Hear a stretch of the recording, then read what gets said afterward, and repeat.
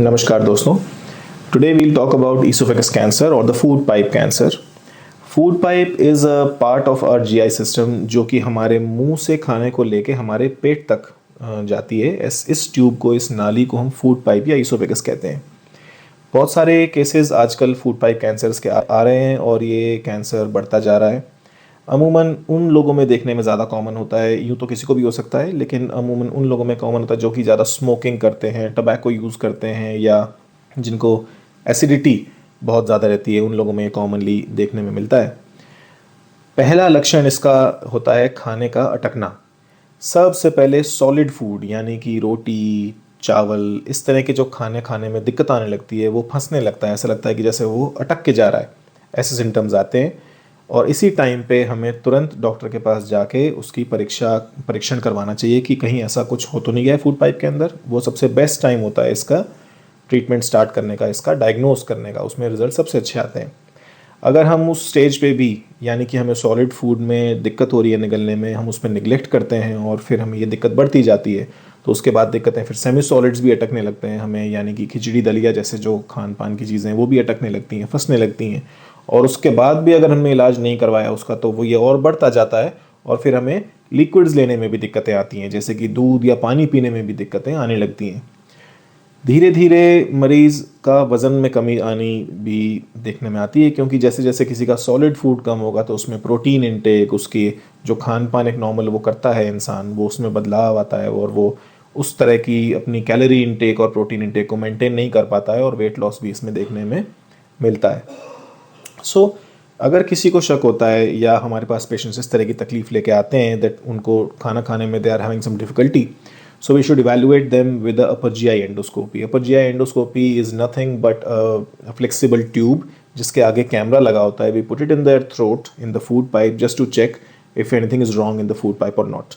अगर हमें दिखता है कि something is wrong, there is some ulcer, there is some mass, there is some growth in the food pipe, then we take a piece out of it which is known as biopsy, which is diagnostic, which tells us about कि ये growth क्या है.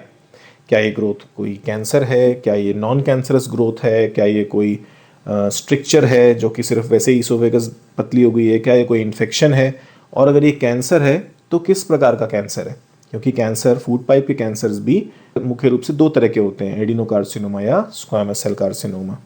Endoscopy के अलावा हमें ये भी करके देखना चाहिए टेस्ट के ये कहीं और फैल तो नहीं गया, क्या ये, क्योंकि हम जानते हैं कि कैंसर तो उस बीमारी को कहा जाता है जो ना सिर्फ एक जगह बढ़ती रहती है बल्कि कहीं पे फैलने की भी क्षमता रखती है।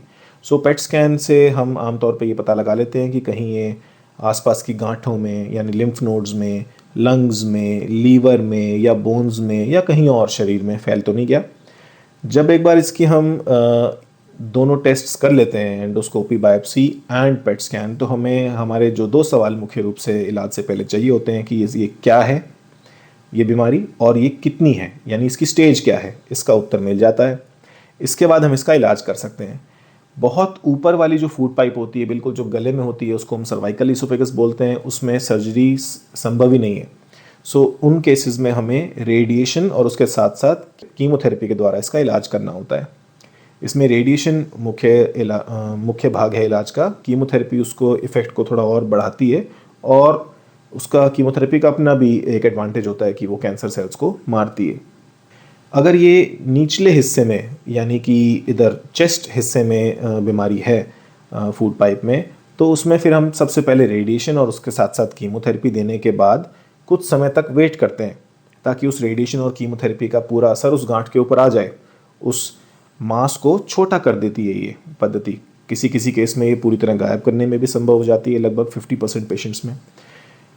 रेडिएशन ख़त्म होने के लगभग 2 महीने के बाद हम इसमें सर्जरी करते हैं और इतना ही इसमें इलाज होता है। ज़्यादातर पेशेंट्स अगर ये ठीक समय पे इलाज कराने पहुंच जाते हैं डॉक्टर के पास, तो इन इलाज के द्वारा जो मैंने अभी बताया इसके द्वारा बिल्कुल ठीक हो जाते हैं और एक अच्छा जीवन जीते हैं।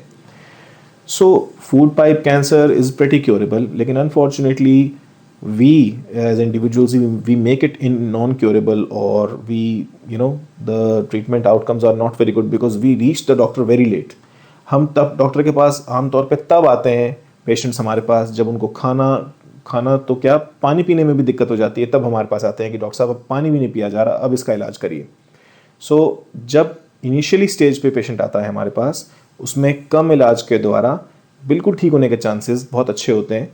और इसीलिए जैसा कि हर बार मैं कहता आया हूँ और सभी जानते हैं कि कैंसर में जितना जल्दी हम इलाज शुरू करते हैं उतना ही हमारे सफल होने के चांसेस ज़्यादा होते हैं।